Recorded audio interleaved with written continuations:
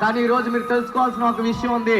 దేవుడు మిమ్మల్ని ఏ పాపంలో ఉన్నా, ఏ శాపంలో ఉన్నా, ఎక్కడ ఇరుక్కుపోయినా, కొట్టబడిన స్టేజ్ లో ఉన్నా, నలిగిపోతున్నా, కానీ మిమ్మల్ని ప్రేమించే వ్యక్తి ఒకళ్ళు ఉన్నారు.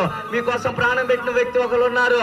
మీకోసము ఆయన ఎంతో శరీరాన్ని కూడా సమర్పించుకొని రక్తాన్ని చిందించి ఆయన మీకోసం ప్రాణం పెట్టాడు.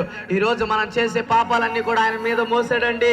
ఈ రోజు మనం చేసేటువంటి ప్రతి పనిని కూడా ఆయన కొట్టివేసి పాపంగా ఎంచబడిన ప్రతి ఒక్కటి ఆయన మీద మోసి మనల్ని పరిశుద్ధులుగా తీర్చడానికి ఆయన ఆ యొక్క దినమెల్లా మన కోసం చేతులు చాచి చూస్తా ఉన్నాడు. దినమెల్లా చేతులు చాచి చూస్తున్న యేసయ్య కోసం మీరు ఒకసారి చూస్తారా అండి?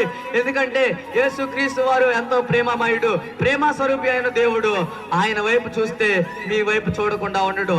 మీరు ఆయన వైపు చూసి మీ పాపాలను, మీ యొక్క శాపాలను, మీ ఇరుకులో ఉన్న పరిస్థితులను, మీ ఇంట్లో సమస్యలను ప్రతి ఒక్కటి కూడా ఆయన వైపు తిరిగి చెప్పుకోగలిగితే, ఆయనతో చెప్పుకున్న వెంటనే ఆయన అద్భుతాలు చేయగలిగిన దేవుడు.